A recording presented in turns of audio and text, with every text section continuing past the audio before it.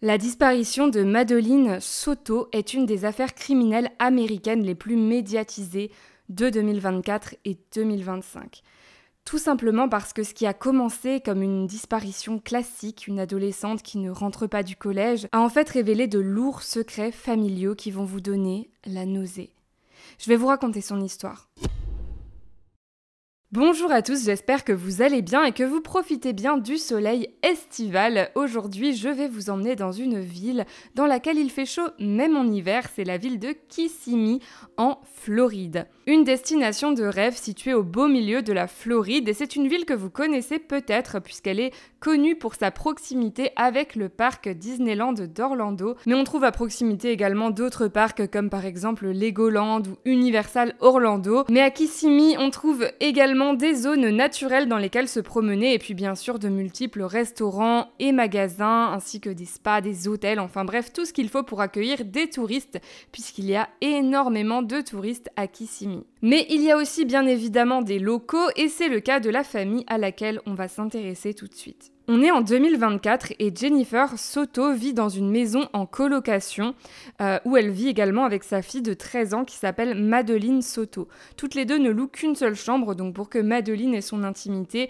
elle lui a organisé un petit espace personnel derrière un paravent dans la pièce principale, donc dans le salon. Jennifer n'a pas de gros revenus, elle souffre de dépression, une dépression pour laquelle elle prend des médicaments, donc elle est toujours un peu fatiguée. C'est difficile pour elle de garder un travail, mais au moment de notre affaire, elle vient de trouver un travail dans un hôtel Disney, donc elle est vraiment contente de retrouver une routine saine après des mois de chômage. Côté cœur, elle est séparée du papa biologique de Madeleine qui vit dans un autre état et Madeleine n'a pas vraiment grandi entourée de son papa puisque c'est quelqu'un qui lui aussi n'a pas de gros revenus et c'est un peu compliqué pour voir sa fille puisque déjà il est très occupé et puis en plus financièrement c'est compliqué puisqu'à chaque fois qu'il veut voir Madeleine, il faut la faire prendre l'avion, ça représente un certain coût, mais récemment, il a vraiment commencé à créer de gros liens avec elle parce qu'il s'est mis à regretter de ne pas finalement avoir tissé de liens avec sa fille, de ne pas l'avoir vue vraiment grandir, et ils ont réussi ces derniers temps à développer une belle complicité. Mais finalement, l'homme que Madeleine côtoie le plus, c'est le petit ami de sa mère qui s'appelle Stephen Stearns et qui est âgé de 37 ans.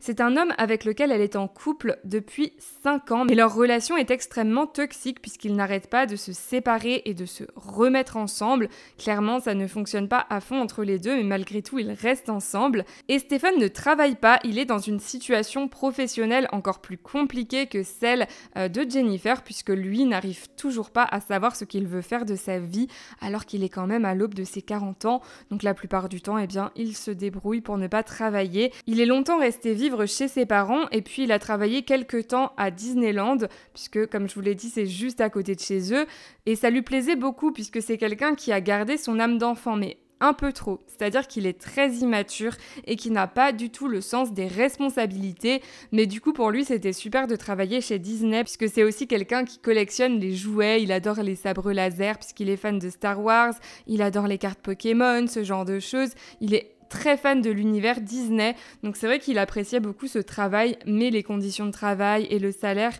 ne lui convenaient pas tout à fait, donc il a fini par arrêter aussi ce travail-là, et en fait quand il est en galère d'argent, eh bien il demande de l'aide à ses parents qui l'aident à leur grand désespoir. En tout cas, même si la vie est difficile pour Jennifer et Stephen, ils ont quand même quelque chose de merveilleux dans leur vie, et c'est la présence de la petite Madeleine qui est décrite par tout le monde comme une grande source de joie. Madeleine, c'est une enfant qui se balade tout le temps, un peu en sautillant comme ça. Elle a vraiment un pas léger, elle est toujours un grand sourire sur les lèvres. Elle passe son temps à rire et elle croque la vie à pleines dents.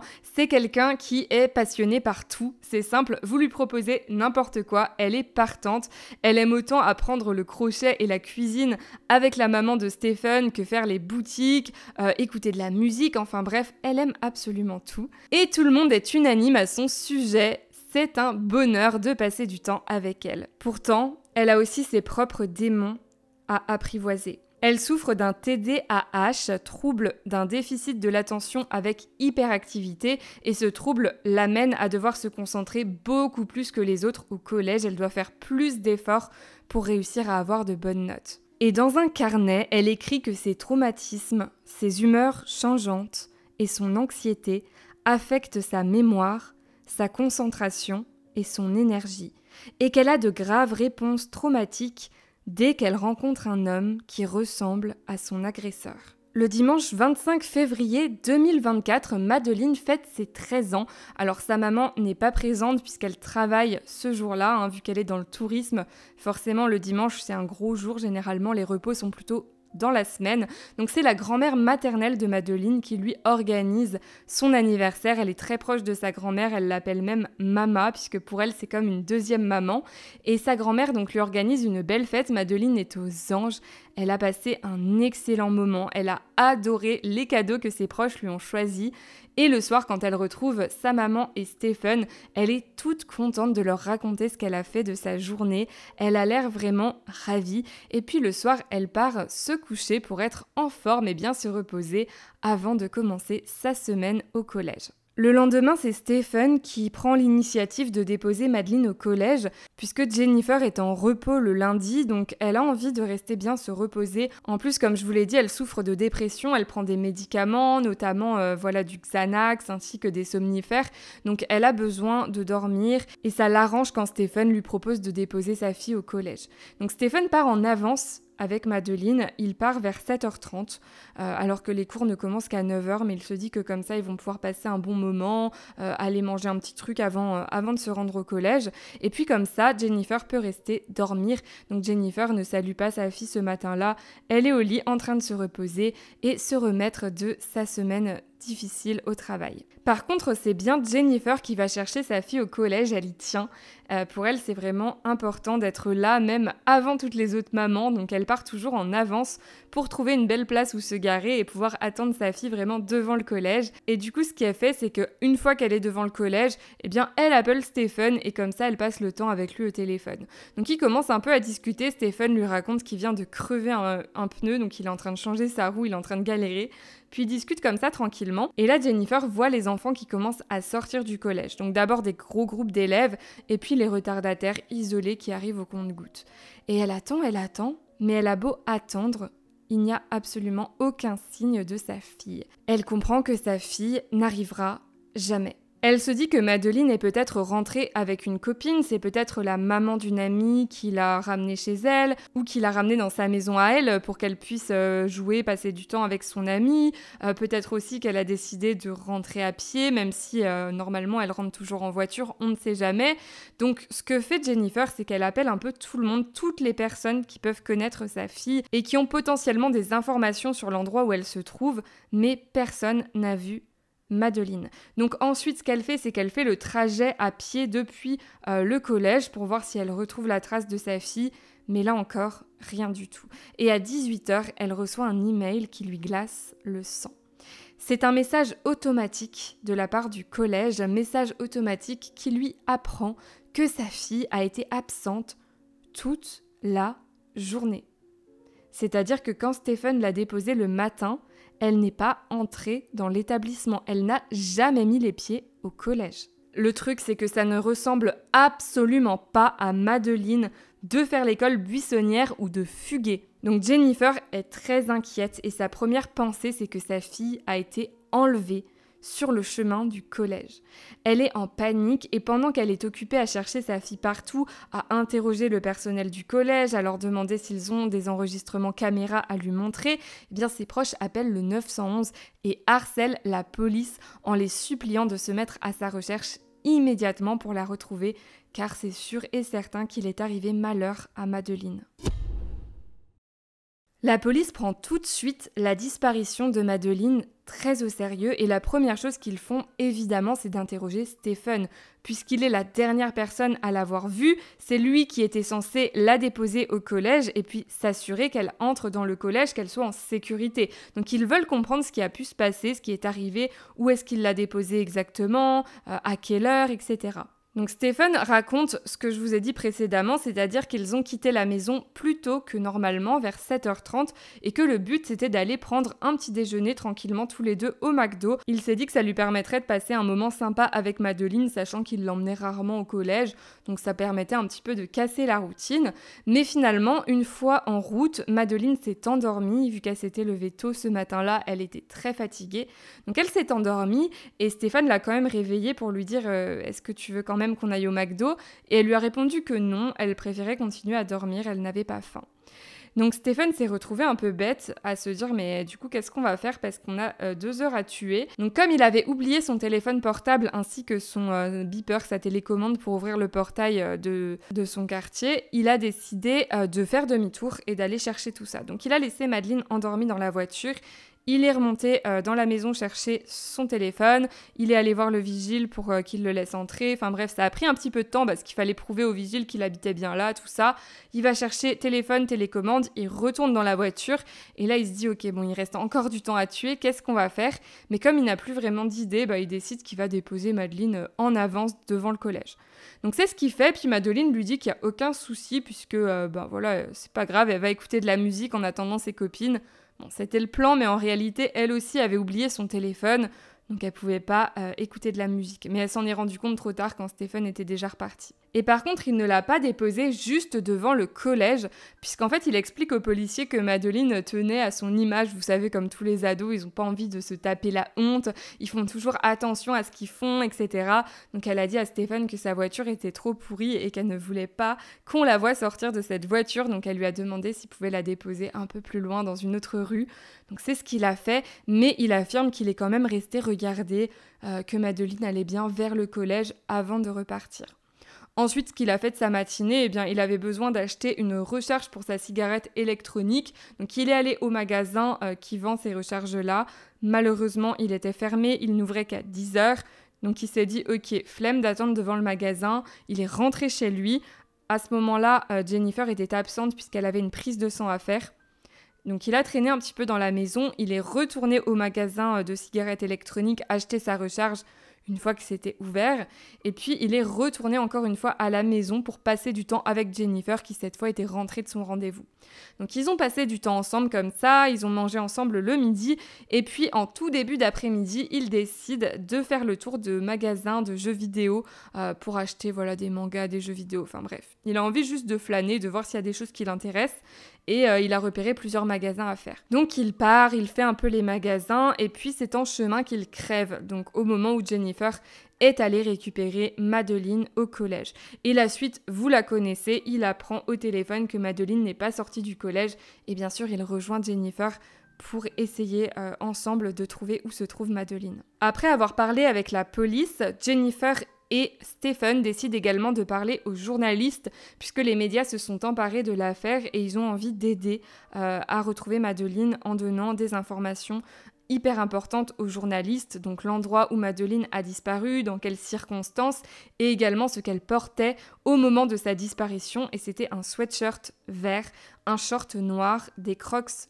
blanches et un sac à dos à fleurs, sac à dos qui contenait bien évidemment son matériel scolaire ainsi que son ordinateur portable qui lui était fourni par le collège. Lors des interviews, Jennifer apparaît un peu perdue et surtout très stressée, mais elle arrive à garder espoir.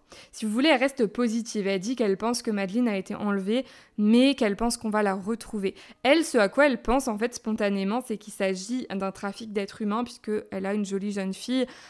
C'est possible qu'on l'ait enlevée pour l'emmener quelque part et faire du trafic sexuel. Donc c'est son idée. Du coup, elle garde espoir en se disant bon, si on agit vite, on peut retrouver ma fille. Mais Stephen, lui, dans les interviews, est complètement effondré. Il agit limite comme si Madeleine était déjà morte. Il est en train de pleurer à chaudes larmes, d'expliquer à quel point c'est dur de ne plus avoir Madeleine à ses côtés, enfin vraiment comme si il était déjà en train de faire son deuil. Et quand le journaliste lui demande vous avez l'air quand même très émotif, qu'est-ce qui se passe ? Il répond que oui, il est encore plus émotif que Jennifer, qu'elle arrive à garder la tête froide, mais lui pas, et qu'en plus de ça, il se sent extrêmement coupable puisque c'est lui qui a déposé Madeleine au collège. Et finalement, voilà, peut-être que s'il était resté un peu plus longtemps, il ne lui serait jamais rien arrivé. C'est quand même une attitude et un discours qui peuvent paraître exagérés et c'est l'avis de la police, puisque dès le départ, ils soupçonnent Stephen. On sait que dans les cas de disparition, souvent, les responsables, ce sont les proches, surtout quand il s'agit de la disparition d'un enfant. Donc forcément, Stephen étant le dernier à l'avoir vue, et ensuite il pleure dans les médias, ça a l'air un peu fake, il agit comme si elle était morte, c'est bizarre. Donc forcément, pour les policiers, ils ont leur instinct qui leur dit « faut creuser de ce côté-là ». Donc ils prennent Stephen de nouveau en interrogatoire, et ils lui demandent s'ils peuvent accéder à son téléphone portable. Stephen dit oui, pas de souci, prenez, j'ai rien à cacher. Mais quand les policiers commencent à analyser le téléphone de Stephen, ils réalisent qu'il a été remis aux paramètres d'usine le soir de la disparition de Madeleine. Donc pour ceux qui ne savent pas ce que c'est remettre aux paramètres d'usine, comme son nom l'indique, voilà, c'est le fait d'effacer tout ce qu'il y a sur le téléphone et de le remettre vraiment dans le même état qu'au moment où vous l'avez acheté. Donc il n'y a plus aucune photo, plus aucune application, plus rien. Le téléphone est vidé. Et pour faire ça, il faut vraiment aller dans les paramètres et valider plusieurs fois.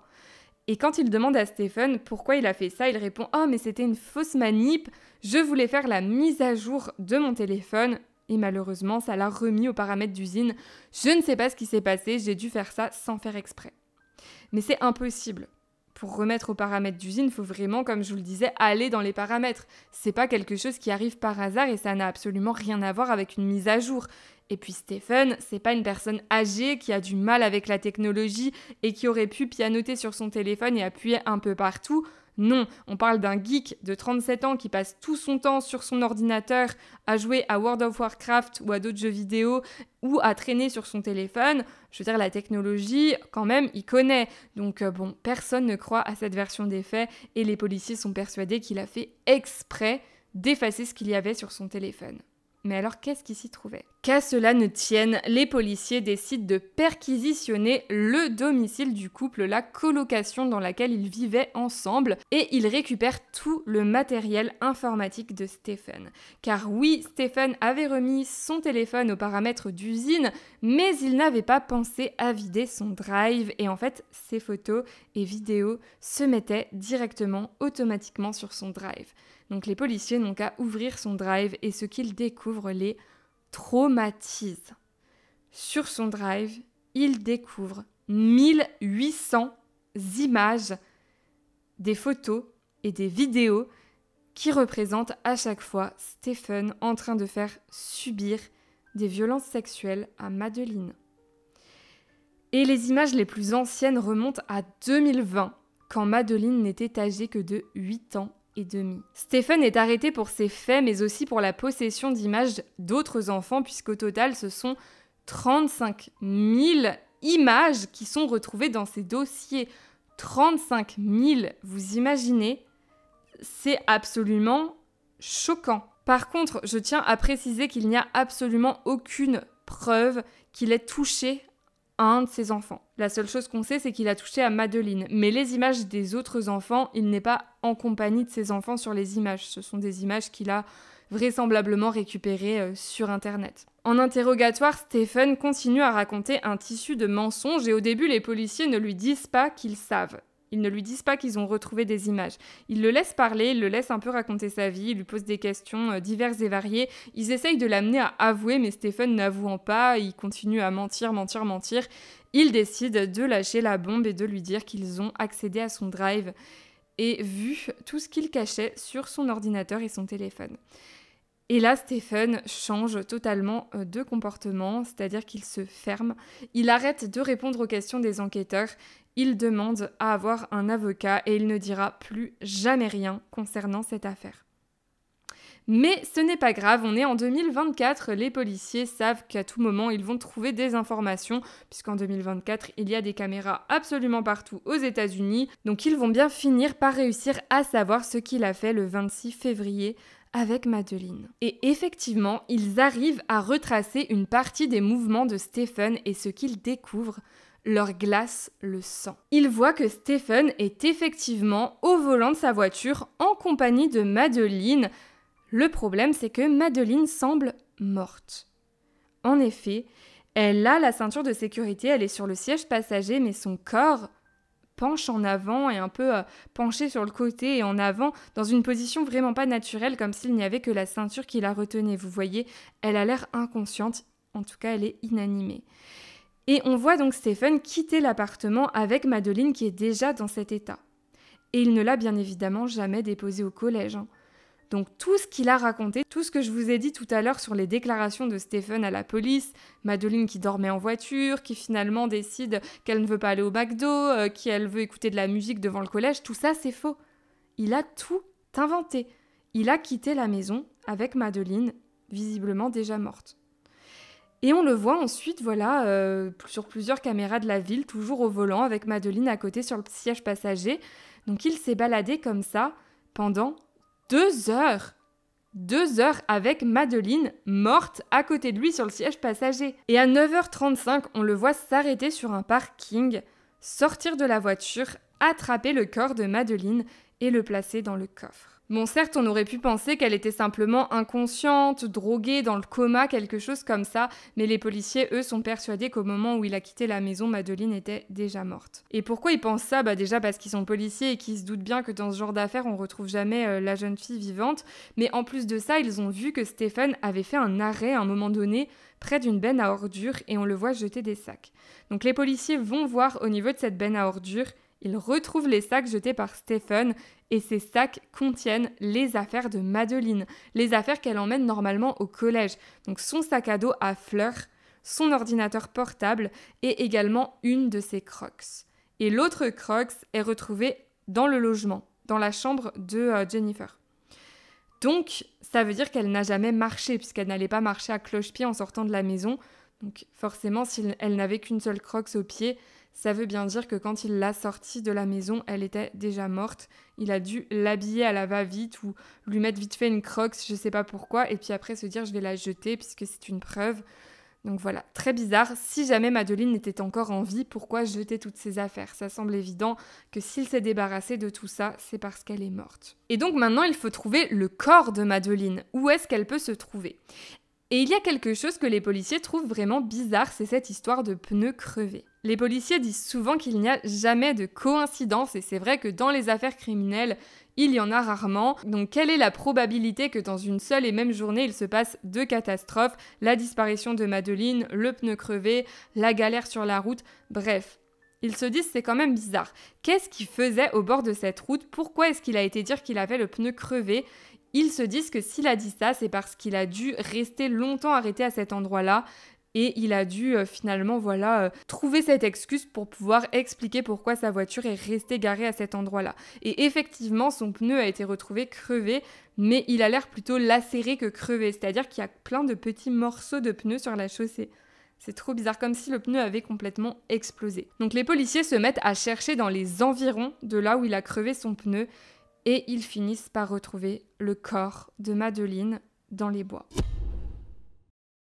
Madeleine a été tuée dans la nuit du dimanche au lundi, dans une chambre à coucher de la maison, chambre numéro 4, chambre qui sert normalement de chambre d'amis, et de l'ADN appartenant à Stephen a été retrouvé sur son corps, notamment des tailles glauques, de la salive au niveau de sa poitrine. Madeleine est morte étranglée, et elle a également reçu un violent coup au niveau de la tête. Stephen est inculpé pour le meurtre de Madeleine. En plus de ce pourquoi il était déjà inculpé, bien sûr, il a 60 charges à caractère sexuel qui pèsent contre lui, toujours avec des mineurs. Bon, on l'a bien compris, Stephen est un monstre, mais en attendant son procès, le public se pose des millions de questions. Et la personne qui est en plein cœur des rumeurs, ce n'est pas tant Stephen, mais c'est sa petite amie et maman de Madeleine, Jennifer. Et la question qui brûle les lèvres à tout le monde, c'est est-il possible que Jennifer ait pu passer 5 ans en compagnie de Stephen sans rien voir ? En tout cas, c'est ce que Jennifer assure aux policiers qui l'interrogent. Elle leur dit qu'elle n'était absolument pas au courant de ce qu'il se passait sous son toit, de ce que Stephen faisait subir à sa fille. Elle explique que Madeleine a toujours eu du mal à s'endormir seule. C'est quelqu'un qui a beaucoup besoin de contact humain, qui est très tactile, et elle aimait bien qu'on lui fasse des petits câlins, etc. pour qu'elle s'endorme. Donc elle dit que, bon, la plupart du temps, sa fille dormait avec elle, bien évidemment, mais que quand Stephen était présent, eh bien, ils dormaient tous les trois dans le même lit. Et parfois, Stephen dormait seul avec sa fille. Et elle dit que c'est ce qu'il s'est passé la nuit du meurtre. Puisque, en fait, ce qui s'est passé, c'est que, comme je vous l'ai dit, elle était très fatiguée. Le lendemain, c'était son jour de repos. En plus de ça, je crois qu'elle n'avait pas vu Stephen depuis longtemps. Et elle avait envie d'être tranquille. Elle était un peu saoulée. Elle lui a dit « Écoute, j'ai pas envie de dormir avec toi. T'as qu'à aller dormir avec Madeleine dans la chambre d'amis. » Mais qui dit ça ? Pourquoi ne pas plutôt lui avoir dit d'aller sur le canapé ou à l'hôtel ? Bon, en tout cas, voilà, c'est ce qui s'est passé. Elle lui dit « Va dormir avec Madeleine ». Et Stephen a également avoué ça sans aucune honte aux enquêteurs. Il leur a expliqué la même chose, qu'elle a besoin d'être câlinée pour s'endormir et qu'il lui arrivait de s'en charger, de dormir avec Madeleine et de la câliner pour l'aider à s'endormir. Je rappelle que Stephen n'est pas le papa biologique de Madeleine, mais qu'il n'est pas non plus son papa adoptif ou une figure paternelle quelconque, puisque la relation de Stephen et Jennifer n'est pas si sérieuse que ça. Ils sont pas mariés ou quoi que ce soit, ils n'arrêtent pas de se séparer et de se remettre ensemble. Il n'a jamais été question que Stephen soit comme un papa pour Madeleine, et même les parents de Stephen disent qu'ils ne considéraient pas Madeleine comme leur petite fille, ni même Jennifer comme vraiment leur belle-fille. Ils disent voilà, on la côtoyait, mais on n'avait pas l'impression qu'elle faisait partie de notre famille. Donc c'est pour vous expliquer un peu les liens, et du coup Jennifer laisse un homme qui n'a aucun lien de parenté quelconque avec sa fille dormir avec elle, seule, dans un lit, dans une chambre d'amis avec la porte close. Et ça n'a pas l'air de la déranger. En fait, ce qu'elle explique aux enquêteurs, c'est que pour elle, c'était comme un lien père-fille entre Stephen et Madeleine. Elle avait l'impression, en tout cas, qu'il se considérait un peu comme son père et qu'il avait cette relation-là avec elle. Donc, elle n'a pas un seul instant imaginé qu'il puisse toucher sa fille et lui faire du mal. Mais ça, personne n'y croit. Déjà parce que c'est bizarre en soi d'accepter cette situation et même de l'encourager, puisque je vous rappelle qu'elle disait carrément à Stephen « Va dormir avec ma fille, va la câliner tout seul dans un lit avec elle », alors que sa fille est quand même devenue adolescente. On parle pas d'un petit bébé qui a besoin d'avoir des gratouilles sur la tête pour s'endormir, on parle d'une fille de 13 ans. Il dormait en cuillère avec elle, vous imaginez un peu, c'est extrêmement glauque. Mais apparemment, voilà, elle dit que ça ne lui posait pas de problème. Ça paraît également peu probable qu'elle n'ait vu absolument aucun signe et que Madeleine ne lui ait absolument rien dit pendant toutes ces années, mais c'est surtout le comportement de Jennifer en interrogatoire qui va choquer tout le monde et les amener à se dire qu'elle était bien au courant de toute cette situation. Je vous explique. Donc, avant que les enquêteurs aient retrouvé le corps de Madeleine, quand elle était encore recherchée, mais bon, ils se doutaient déjà qu'elle était morte, ils ont convoqué Jennifer et il a fallu lui avouer ce qu'ils avaient trouvé dans l'ordinateur et le téléphone de Stephen. Imaginez devoir apprendre ça à une maman. C'est très difficile. Donc, il demande à Jennifer si elle préfère ne rien voir et qu'il lui explique juste ce qu'ils ont trouvé. Est-ce qu'elle préfère qu'il lui montre une seule photo, histoire qu'elle prenne bien conscience de la réalité, de ce qui s'est passé, ou est-ce qu'elle veut voir toutes les photos et vidéos, puisqu'il y avait également des vidéos. Donc Jennifer répond qu'elle veut bien voir une seule et unique photo, puisqu'elle a peur d'être trop choquée si elle voit tout.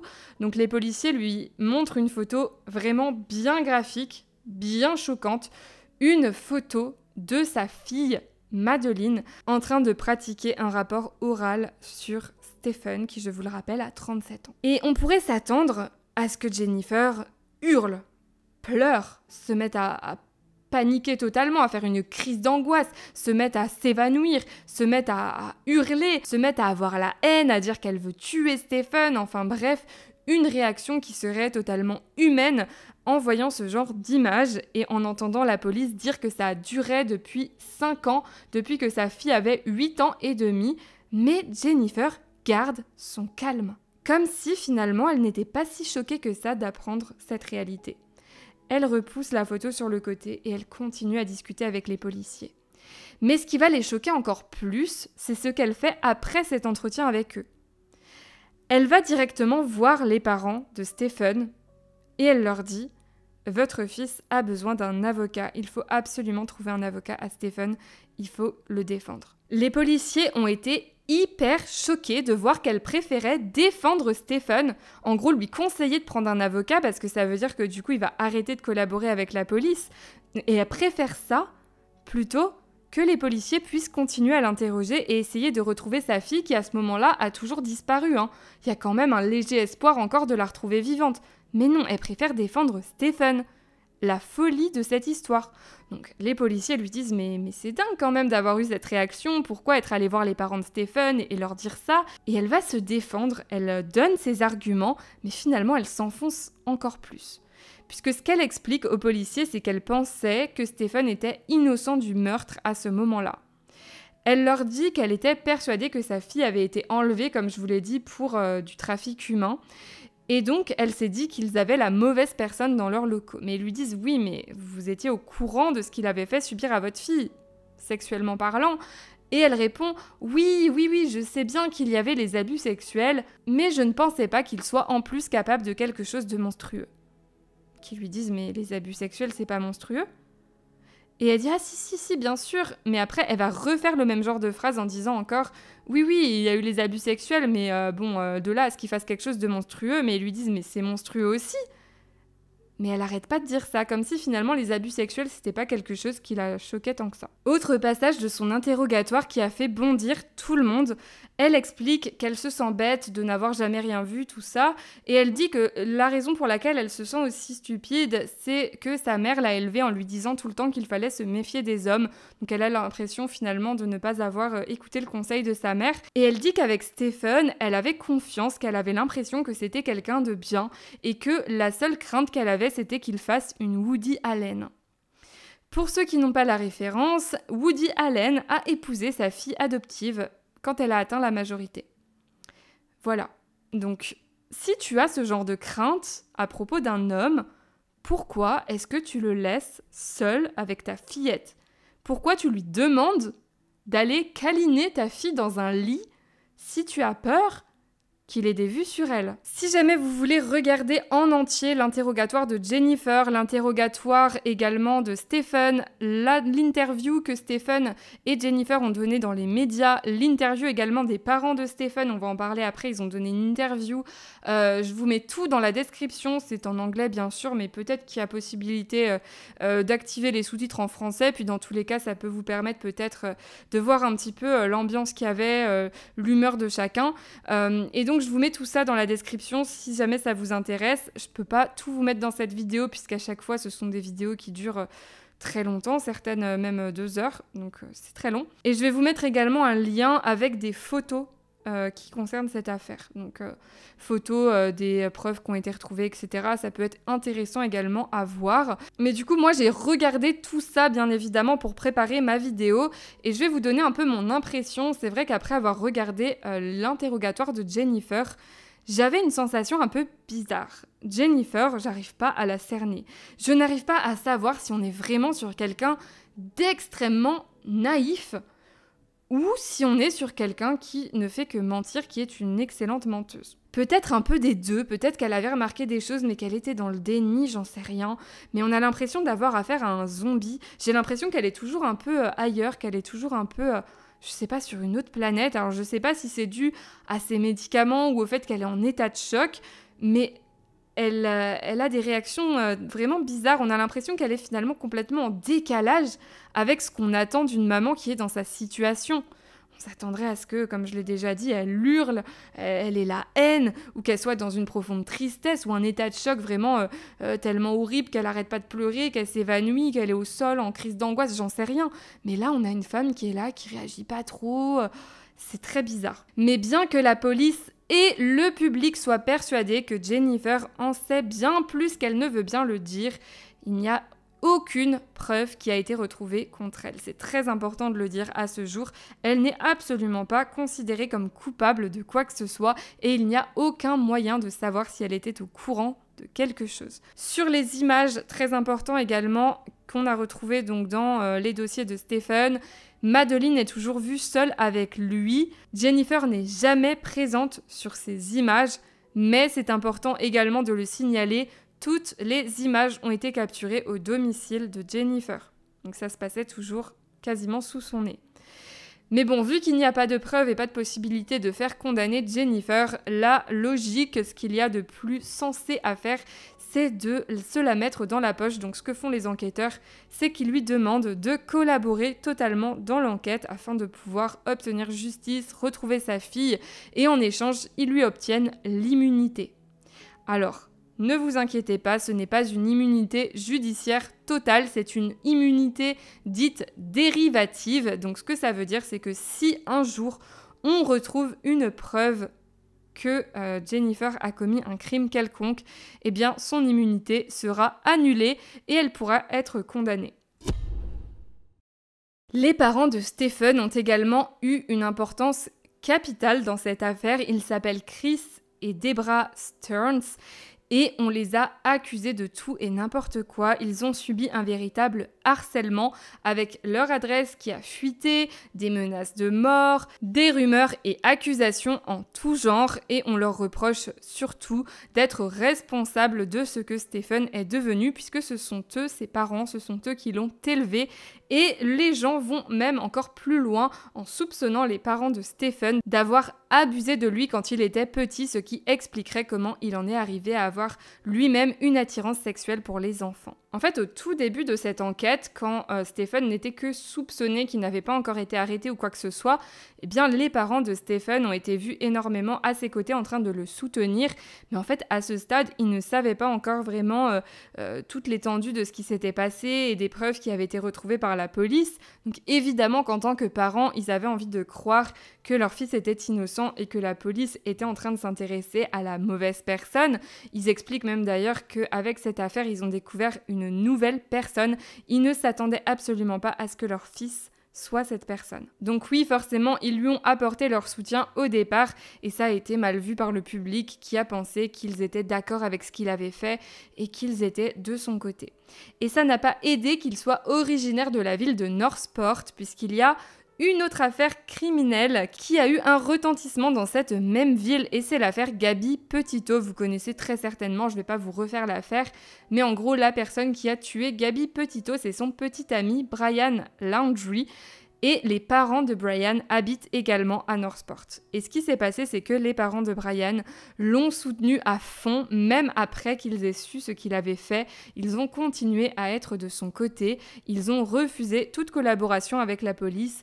Et ils ont fait en sorte de vraiment bloquer l'enquête et que la lumière ne soit pas faite sur cette affaire.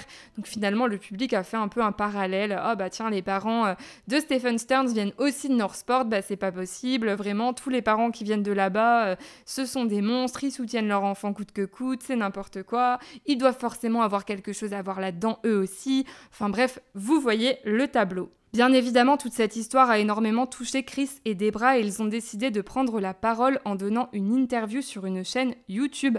Très longue interview dans laquelle ils disent tout ce qu'ils ont sur le cœur. Je vous la mets, comme je vous l'ai dit, en description si ça vous intéresse. Et dans cette interview, ils expliquent que certes, ça leur a pris du temps pour accepter que leur fils était responsable de tout ça, surtout que lui, il leur donnait des versions, il essayait de leur mentir, etc. C'est quelqu'un qui ment tout le temps. Mais finalement, voilà, après avoir vu toutes les preuves, tout ce qu'il y avait contre leur fils, au moment où ils donnent l'interview, ils disent avoir accepté le fait que leur fils est le seul et unique coupable dans cette affaire et ils admettent qu'effectivement il faut l'emprisonner. Ils n'ont que du dégoût pour ce que Stephen a fait subir à Madeline et ils rappellent également que Madeline c'est une petite qu'ils connaissaient et qu'ils aimaient. Donc finalement eux aussi sont un petit peu des victimes dans cette affaire puisque la petite Madeline il leur arrivait carrément de la garder pour que Jennifer et Stephen puissent passer du temps en couple tranquillement. Donc ils ont créé des liens avec cette petite. Je vous ai dit d'ailleurs en début de vidéo que la maman de Stephen, Debra, passait du temps à apprendre des choses à Madeline. Elle aimait cuisiner avec elle, lui apprendre le crochet, ce genre de choses. Donc c'est une petite qu'elle aimait très fort, qu'elle adorait. Et ça a été très très dur pour eux d'accepter que déjà Madeline était morte. En plus dans ces circonstances et en plus assassinée par leur propre fils. Pour vous dire à quel point ils se désolidarisent totalement des actions de leur fils, À un moment donné, Madeleine était chez eux et elle leur a raconté comme ça une petite anecdote qu'elle trouvait rigolote en disant « Ah, il s'est passé ça l'autre jour quand j'étais dans le lit avec Stephen et maman. » Et là, ils lui ont dit « Mais attends, quoi ? T'étais dans le lit avec qui ? Tu dors avec Stephen ?» Et elle répond « Bah oui, je dors avec Stephen de temps en temps, ou bien je dors avec Stephen et maman, tout ça. » Et ils étaient hyper choqués, donc ils ont chopé Stephen, ils lui ont dit « Mais attends, c'est quoi cette histoire ?» Et Stephen leur raconte la même chose qu'il a raconté à la police. Oui, elle a besoin d'être câlinée pour s'endormir, blablabla. Ils lui disent « C'est mort !» C'est une petite fille, une adolescente, je sais pas quel âge elle avait à ce moment-là, mais ils lui disent « Stop ! Tu n'as pas à faire ça, tu ne dors pas avec cette gamine, tu arrêtes ça tout de suite. » Stephen leur répond « Oui, mais bon, vous savez, même quand moi je dors pas avec elle directement, elle vient me rejoindre dans le lit, j'y peux rien. » Ils lui disent « Mais Stephen, mais ça va pas la tête, mais tu mets un verrou sur ta porte, tu te débrouilles, mais tu ne dors plus avec cet enfant. » Stephen visiblement ne les a pas écoutés, mais au moins ils ont le mérite d'avoir essayé bien de faire quelque chose contre cette situation qui leur semblait vraiment étrange. Et après l'arrestation de Stephen, ils ont également bien collaboré avec la police puisqu'ils leur ont carrément apporté des preuves. En fait, ce qui se passe, c'est que avant que Stephen soit arrêté, donc il est resté libre, quoi, et il ne pouvait plus accéder à sa maison puisque c'était devenu une scène de crime, enfin pas encore de crime puisqu'on n'avait pas retrouvé le corps de Madeleine, mais vous voyez quoi, la police avait bien bloqué la maison pour faire des fouilles à l'intérieur, des analyses, etc. Donc il ne pouvait plus dormir là-bas.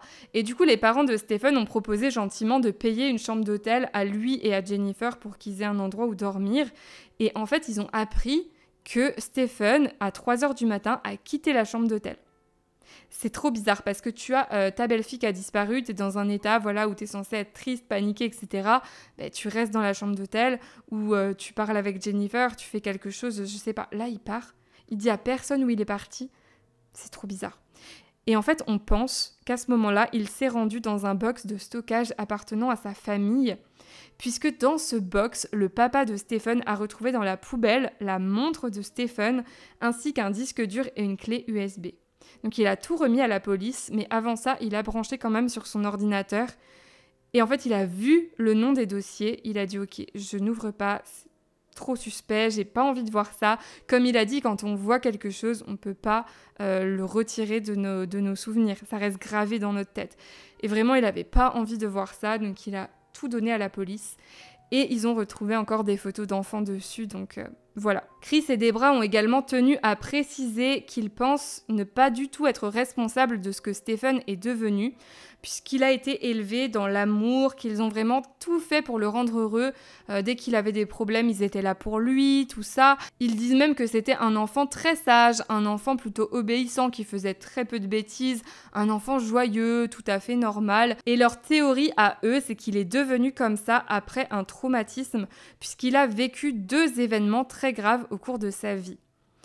Et le premier événement, c'était quand il était âgé de 7 ans. Il était en train de jouer sur un parking avec des copains de son âge quand soudain, un homme qui conduisait un pick-up a décidé de lui foncer dessus sans aucune raison. Il a foncé une première fois dans Stephen qui est tombé au sol et puis alors qu'il se relevait, il a refoncé dans Stephen. Et donc il s'est pris 2 coups violents à la tête. À chaque fois, le pick-up a tapé dans sa tête, une fois à l'avant, une fois à l'arrière. Il a eu bien évidemment un grave traumatisme crânien, il a été envoyé à l'hôpital et les médecins ont dit que c'était un miracle qu'il ait survécu. Mais il n'a pas survécu sans séquelles puisque voilà, ça a forcément secoué son cerveau et ça crée bien évidemment des symptômes, en plus évidemment des symptômes psychologiques après avoir vécu un truc si choquant. Donc les parents de Stephen expliquent qu'à partir du moment où Stephen est sorti de l'hôpital, ce n'était plus le même. Lui qui était un enfant super joyeux, super énergique, s'est un peu renfermé sur lui-même, il s'est mis à avoir des insomnies, enfin beaucoup de symptômes comme ça très handicapants et ils ne reconnaissaient plus leur petit garçon. Donc c'est vraiment quelque chose qui a été très dur à vivre pour eux et pour Stephen et ils expliquent que selon eux, ça pourrait avoir un lien avec la personne qu'il est devenu et le fait qu'il ait pu faire ça à Madeleine. Mais bon, il y a des psychologues qui ont dit le contraire en expliquant que ce genre de traumatisme, oui, ça crée des séquelles, mais c'est pas ça qui va soudainement vous donner une certaine attirance pour les enfants, quoi. Mais je vous parle également du deuxième traumatisme dont les parents de Stephen ont parlé, parce qu'on sait jamais, ça peut quand même être lié à sa personnalité à l'âge adulte. En fait, quand il avait 17 ans, il était en train de marcher dans la rue avec sa petite amie quand un homme s'arrête à leur hauteur, au volant de sa voiture, encore, toujours des gens en voiture qui l'agressent, et cet homme commence à leur dire des choses obscènes. Et Stephen et sa petite amie sont outrés, donc ils décident de faire un doigt d'honneur à cet homme, de l'insulter, de lui dire de partir. Enfin bref, vous voyez, des propos pas très aimables. Et cet homme, ça l'a fait péter un câble de voir qu'on s'en prenait à lui. Donc il arrête sa voiture, il était sous l'emprise de la méthamphétamine. Il se jette sur Stephen et il se met à l'étrangler. Mais Stephen sent bien qu'il est en train de l'étrangler pour le tuer, quoi. Qu'il ne va pas le lâcher avant qu'il soit mort. Et comme il avait un petit canif dans sa poche, il sort son canif et il le plante dans la poitrine de cet homme. Ça lui a permis de s'en sortir, mais bien évidemment, là encore, il se retrouve avec un gros traumatisme. Mais bon, est-ce que c'est ça qui fait qu'à l'âge adulte, il se retrouve à être attiré par les enfants et à assassiner une adolescente ? Bon, je suis pas sûre. On continue toujours avec le témoignage des parents. J'ai bientôt terminé avec leur témoignage d'ailleurs, mais il reste une chose qui s'est passée au cours de cette interview. Ils ont lâché une énorme bombe puisqu'ils expliquent qu'ils sont persuadés à 100% que Jennifer est coupable, et en tout cas peut-être pas du meurtre, mais qu'elle était au courant des abus sexuels. Et pourquoi ils pensent ça ? Eh bien déjà parce qu'ils trouvent ça trop bizarre qu'elle autorisait sa fille à dormir avec Stephen et qu'il se retrouve avec dans l'ordinateur de la maison, dans le téléphone de Stephen, avec autant d'images. Vous imaginez 35 000 images. On n'est pas sur une centaine d'images ou des petites vidéos qui ont été consultées sur des sites. Non, ils gardaient des images. C'est quand même super bizarre et ce qu'ils disent, c'est mais qu'est-ce qu'ils faisaient avec ces images-là ? Et c'est vrai qu'on peut se poser la question, pourquoi avoir gardé des images ? Qu'est-ce qu'ils faisaient avec ? Donc, ils sous-entendent finalement que Stephen et Jennifer étaient au cœur d'un réseau. Et ils ont des raisons de le penser puisque ce qu'ils expliquent, c'est que, comme vous le savez, Stephen et Jennifer étaient fauchés. Stephen ne travaillait quasiment jamais. Au moment de l'affaire, ça faisait un moment qu'il ne travaillait pas. Jennifer venait tout juste de trouver un travail dans un hôtel. Alors, je ne sais pas si elle était réceptionniste, femme de ménage. Je ne sais pas ce qu'elle faisait dans cet hôtel. Mais dans tous les cas, ce ne sont pas des jobs qui payent vraiment bien, vous voyez. Donc, ils n'étaient pas très riches. Mais ils ont remarqué que de temps en temps, ils recevaient de très grosses sommes d'argent. Il n'y a pas plus de précision à ce sujet de leur part, mais en tout cas des sommes d'argent qui leur ont semblé très conséquentes et qui leur ont fait se poser des questions sur l'origine de ces sommes d'argent. Et ils expliquent également que ces sommes étaient bizarrement très vite dépensées par le couple. Voilà, donc bizarre. Malgré les suspicions des Stearns, leur fils est le seul et unique coupable à être présenté devant le juge. Et au départ, c'est la peine de mort qui est requise contre Stephen. Lui continue à dire qu'il n'est pas coupable, il raconte une version des faits assez loufoque. Il explique finalement qu'il a découvert le corps de Madeleine par hasard. Il dit qu'il s'était levé cette nuit-là pour traîner dans la maison comme il le faisait souvent, traîner sur son téléphone, manger un petit truc, passer le temps. Il avait souvent des insomnies et quand il est revenu dans la chambre à coucher, il a découvert que Madeleine était morte. Il n'avait aucun doute sur le fait qu'elle était morte puisqu'elle était déjà froide au toucher, elle avait les lèvres bleues, enfin bref, des signes qui ne trompent pas. Et il a réagi de manière extrêmement stupide puisqu'il a pris le corps de Madeleine et qu'il est allé le cacher dans les bois. Et il sous-entend en fait dans cette version des faits que ce serait un de ses colocataires qui aurait tué Madeleine.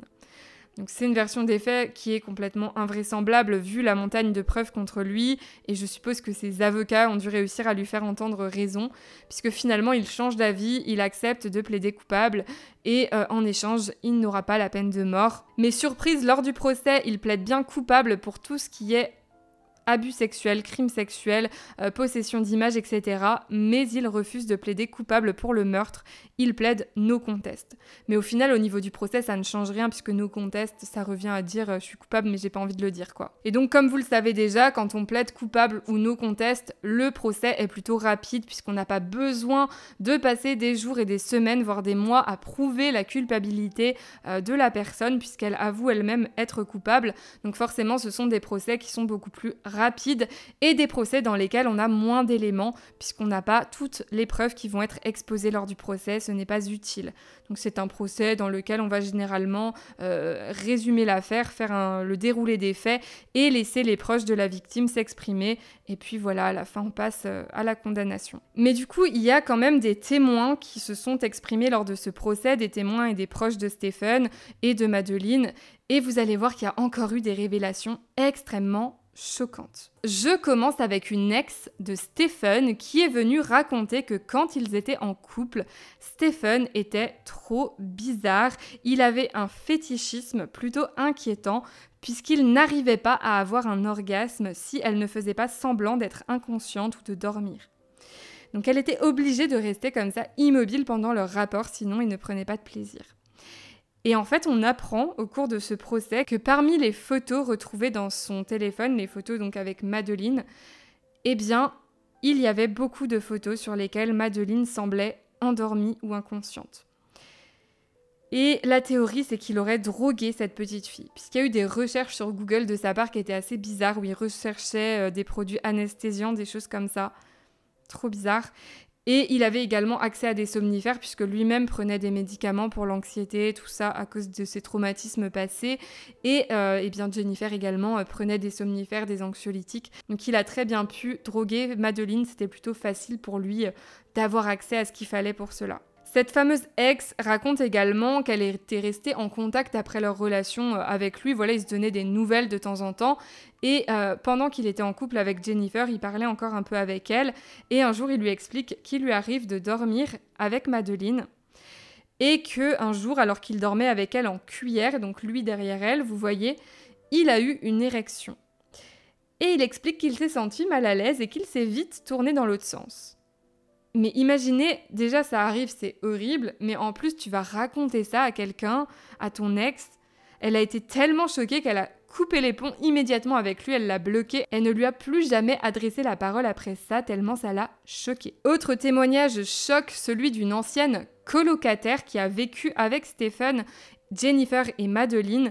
Elle était d'ailleurs très proche de Madeleine, elle disait qu'elle lui donnait des cours d'espagnol, mais en fait ce qui s'est passé c'est qu'elle a découvert que Stephen l'avait filmée nue à son insu en glissant son téléphone sous la porte. Je vous montre une image de la façon dont il s'est pris, comme ça voilà, ça sera plus parlant.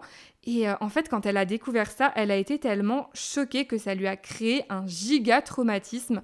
Désormais elle n'est plus capable de vivre en colocation, elle a des petits revenus mais elle préfère galérer et se payer son propre loyer.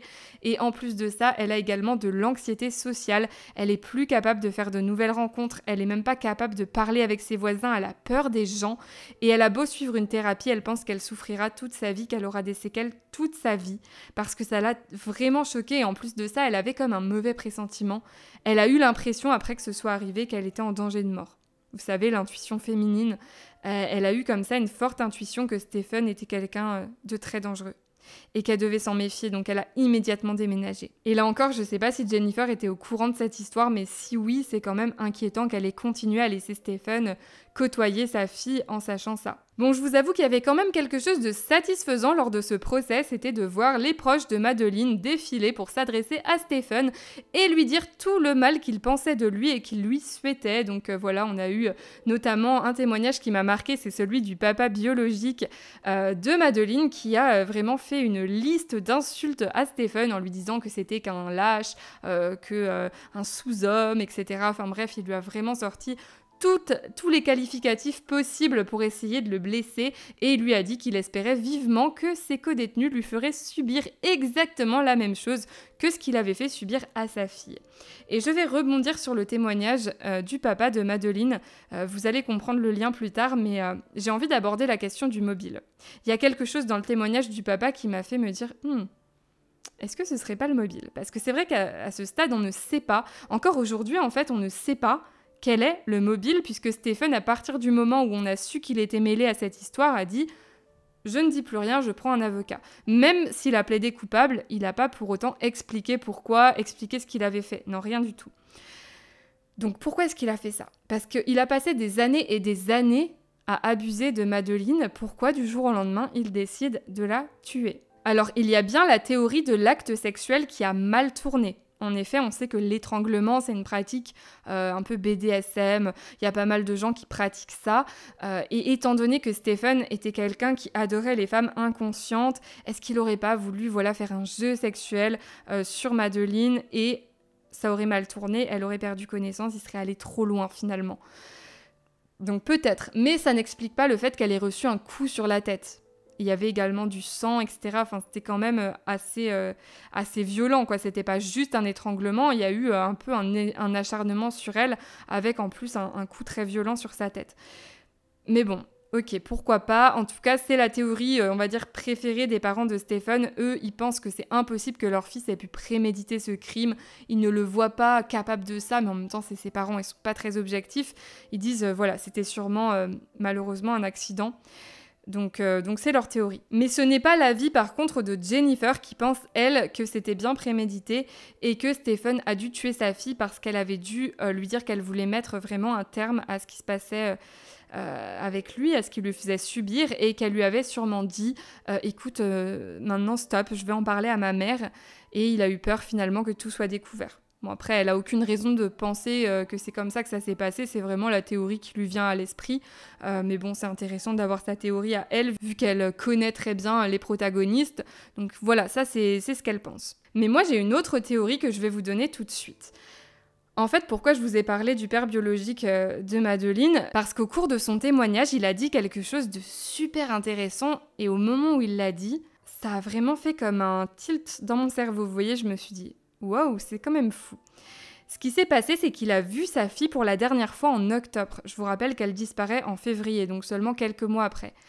Et en fait, le séjour de Madeleine chez lui s'est très bien passé. Comme je vous l'ai dit récemment, ils avaient créé vraiment des liens, ils avaient une belle complicité, tout allait beaucoup mieux entre eux. Et donc, il profite finalement de raccompagner Madeleine à l'aéroport et de lui faire ses au revoir pour lui dire « Écoute, Madeleine, tu as bientôt 13 ans. Et à 13 ans, tu vas pouvoir décider toi-même, toute seule, en ton âme et conscience, chez qui tu veux vivre. Et écoute, j'aimerais te faire une proposition. Madeleine, est-ce que tu aimerais vivre chez moi, avec moi et ma compagne ?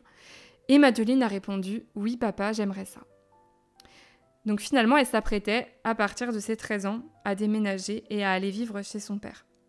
Et comme on l'a déjà dit dans cette vidéo, et comme le disent très souvent les policiers, les enquêteurs, il n'y a pas de coïncidence dans les affaires criminelles. Je vous rappelle que Madeleine décède la nuit suivant son anniversaire, l'anniversaire de ses 13 ans. On pourrait se dire 13 ans, oui, c'est pas un âge où il se passe un truc. Bah si, puisqu'au final, au niveau de la justice, elle allait pouvoir décider où elle voulait vivre et elle comptait aller vivre chez son père. Donc moi, ma théorie, ce serait qu'elle aurait dit ça à Stephen, puisque je vous rappelle qu'en rentrant de son anniversaire, Stephen et Jennifer ont tous les deux dit qu'ils avaient un peu débriefé avec Madeleine et qu'elle leur avait expliqué ce qu'elle avait fait lors de cette journée. Donc est-ce qu'elle n'aurait pas dit ça à Stephen ? Écoute, bientôt on ne se verra plus. Peut-être même qu'elle lui a dit des choses en l'affrontant, peut-être qu'elle a pris la confiance en se disant bientôt je vais chez mon père, peut-être qu'elle lui a dit bientôt c'est terminé, tu pourras plus me faire du mal. Et Stephen aurait décidé de la tuer, finalement pour qu'elle lui appartienne pour toujours, pour qu'elle ne puisse pas lui échapper. C'est une théorie qui est aussi un petit peu appuyée par le témoignage d'un ami de Stephen.